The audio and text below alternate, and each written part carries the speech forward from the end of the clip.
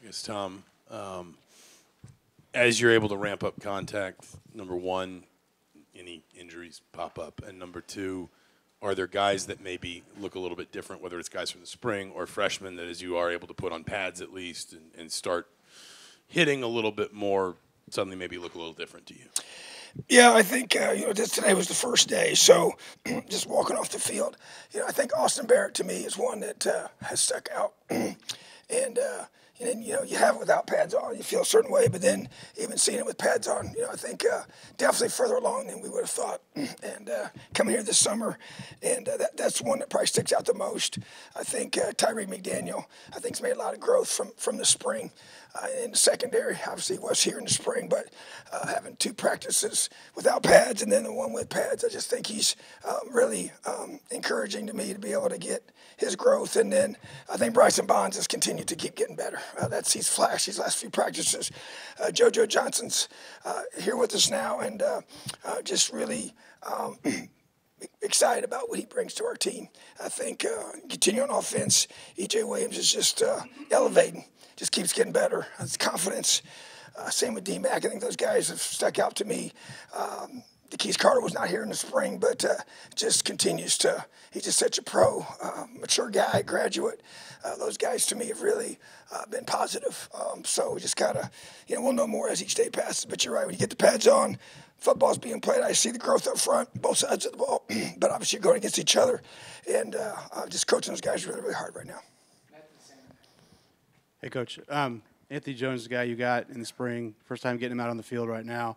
I mean, physically, he looks the part. Just how impressive have you been with him? I know it's just a couple days in, but just what he can bring to you off that edge. Yeah, I probably should have mentioned him. He obviously wasn't here in the spring, so been here most of the summer. Big, 260 pounds. Just really, for being a redshirt freshman, he's very mature physically and has a really mature mindset in how he practices. Strength staff loves him. Didn't take long for our coaches to love him as his approach. So, yeah, he's going to be really valuable for us without question. And he's working at both the bull position and the wolf position, and can also play some strong side end if we had to. So, with his size and athleticism, really a big boost for sure, and really excited about him.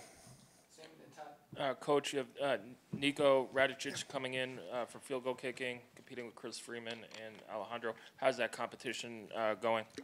It's been good. It's pretty early. I haven't really done true field goals in competitive situations yet. Worked on a couple today where we got shorter field goals at the end, and we do those controlled first, and then we just bring them out more situational. So that will increase a lot, and going to really try to put those guys under duress. So right now I'd say it's very even, but time will tell without question. But yeah, there's a lot of position battles going on.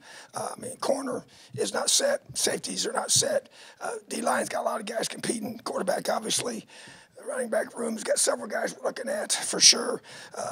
But tight ends is really, a lot of competition there, and the O-line still trying to figure out the top 5. You want to get those best 5 guys. So a lot of competition, a lot of spots, and I expect that to continue. And then the kickers to me are because you got to get those points. Tom, you mentioned the defensive line, and it's early days, but what are you looking for in terms of what you want to see in terms of guys winning competitions, and what are you seeing so far? Yeah, so really big emphasis on technique for those guys. Just better fundamentals, especially when we get fatigued. So big emphasis on that. Going to do some things here in the next few days to emphasize those situations once the guys get tired and practice is continuing. So, but I think the emphasis is technique and then finishing. Winning those gaps, whatever technique we're asking them to do, doing some things pre-practice, post-practice to work on that, to get our fits right. Obviously got more guys there. We added six transfers at that position, which to me is a big number. But we've gotten bigger and stronger there, and encouraged by that group. But they gotta lead the way. Those guys we've challenged the D-line, the O-line to be the tone setters for both sides of the football. But to answer your question, it's about technique and then to finish. I know you said at Big Ten Media Days familiarity with guys in the transfer portal is one thing you look for, but on the defensive line, you mentioned those 6 guys, with guys like Marcus Burris and Philip Bleedy. What did you see from them on their film, that you liked, or traits that you liked that stood out to sort of gravitate to them and make them kind of targets to bring them in? Yeah, I think the first, when we talk about traits, Coach Randolph obviously coached Phillips, so there was a relationship there. And we knew an individual on the A&M staff that gave us a very honest assessment of where Marcus was. And really the first thing was their size. We're just trying to get some more height, some bigger bodies, and the twitch. To me, that's just the ability to move laterally and very explosively, to get off, to get some knockback. But we just needed some mass, and we really liked Marcus's flexibility. He can play. He's a big, strong tight end, or he's a good-sized athletic 3 technique, and he can play both of those, which really gives Marcus a lot of flexibility. And then Flip, to me, he's a powerful guy, very strong, big, tough, and just had to get him in shape, which is obviously what the goal for the summer was.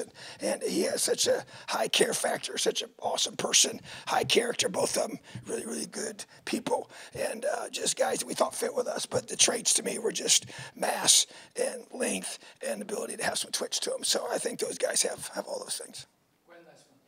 Just as an overall, just a short answer, I don't want to make you talk anymore with everything, but as week 1 just wraps up, what does the team's performance align with the goals you had envisioned?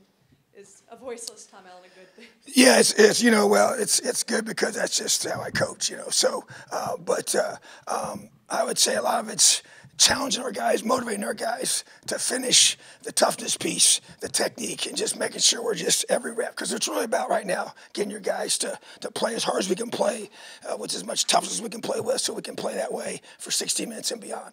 And so the buy-in from our guys, I think, is really high right now. But it's early. You got 3 days of practice. So to me, I just want these guys to be locked in. We talk about being focused during the meetings, to be able to be great concentrators during walkthroughs, and just compete like mad dogs during practice, and just getting guys to do that. And that's how you build a tough football team. And then you just stay on and be relentless about the standard that you have set, that you don't ever let up, and working really hard to that end. So, but that's, I'll go and spend the rest of the day, get my voice ready for our next one. And I got to challenge the team tonight in the team meeting. So I'll get it back by then. I got a little formula for that. But bottom line is that I'm glad to be back in camp. We go 3 days and we have regeneration day. So I get a chance to get our guys mentally and physically ready to go for practice number 4. Have a great day, Elio.